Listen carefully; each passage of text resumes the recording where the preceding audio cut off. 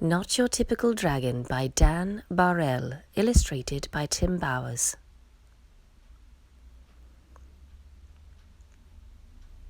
Crispin Blaze was born into a proud family of fire-breathing dragons.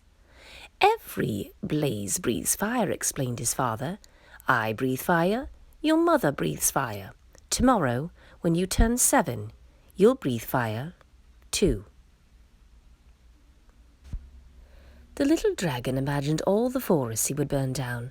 He dreamed of all the castles he would destroy. He also considered boiling water to make tea, but he didn't tell his father about that.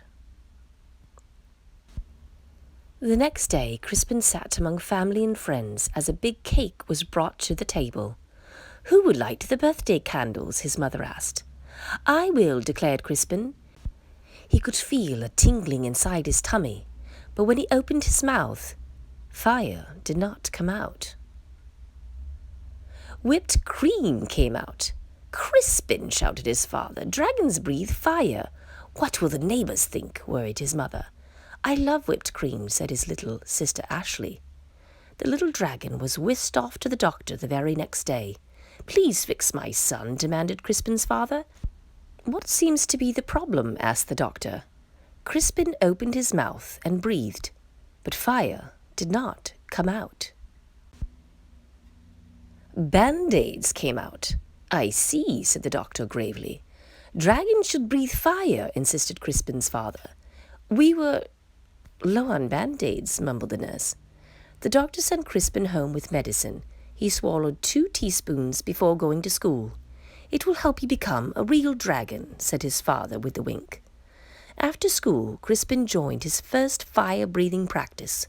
One by one, little dragons aimed their fiery breath at stacks of logs until they burnt into flames. Crispin stepped up confidently. He could feel the medicine bubbling in his belly. But when he opened his mouth, fire did not come out. Marshmallows came out. "Dragons breathe fire," yelled the coach. "Isn't that right, class?" The other dragons didn't answer. They were too busy looking for pointy sticks for marshmallow roasting. "I guess I'm not a real dragon," Crispin thought. He worried that his family would be disappointed, so he ran away from home. The world can be a scary place for a little dragon who can't breathe fire. Crispin found a dark cave. "I'll be a fireless dragon all by myself. I won't bother anyone, and no one will bother me." An hour later, he had a visitor. "I am Sir George," squeaked a thin, shiny knight. Show yourself, dragon."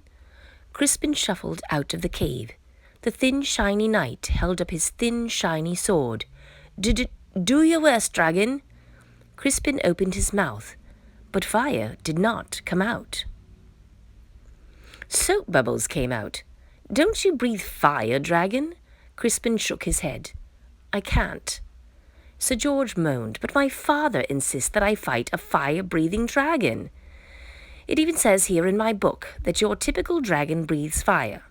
"I'm not your typical dragon," Crispin explained.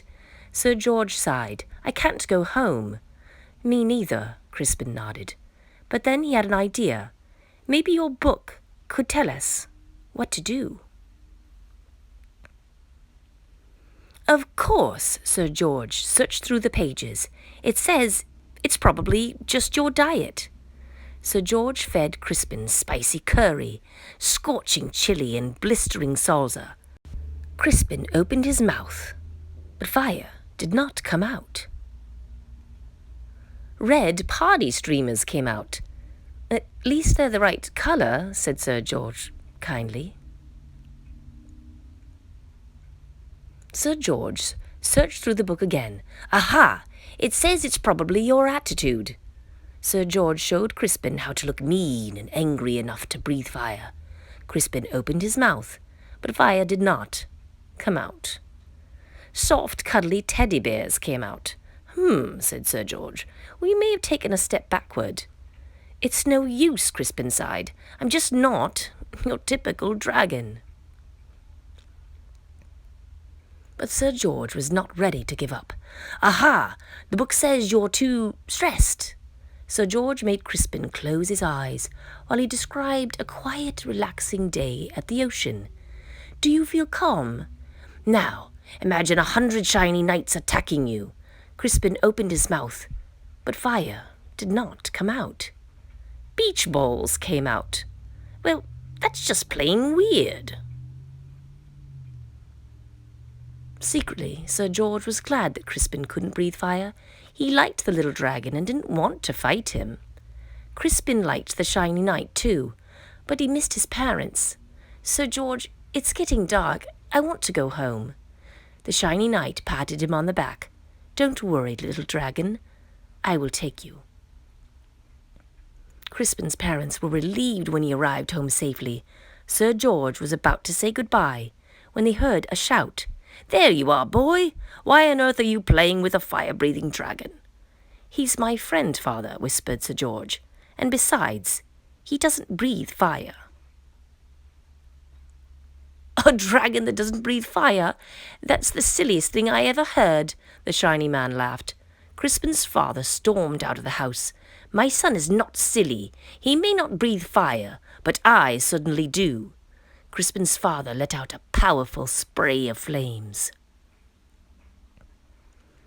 "Do your worst, dragon," declared the shiny man.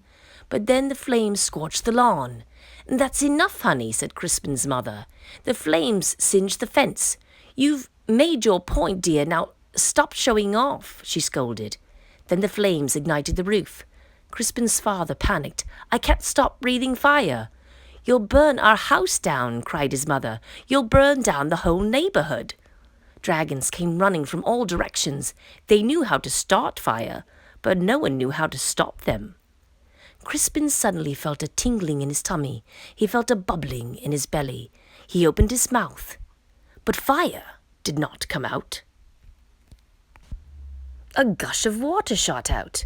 Crispin aimed the water at his father's flames. He saved his home, and he even saved the shiny man, who wasn't looking so shiny anymore. "Hooray for Crispin!" everyone shouted. On Crispin's next birthday, there was a big party. Family and friends came from all over the land. Sir George and his family came too. Lots of dragons were dancing. Crispin stood with his mouth open wide. Fire still did not come out. Music came out instead. "Your son," said an old uncle to Crispin's father. "He's not your typical dragon, is he?" "No," replied Crispin's father proudly. "My son is something special." And then he jumped up and danced to Crispin's music, too.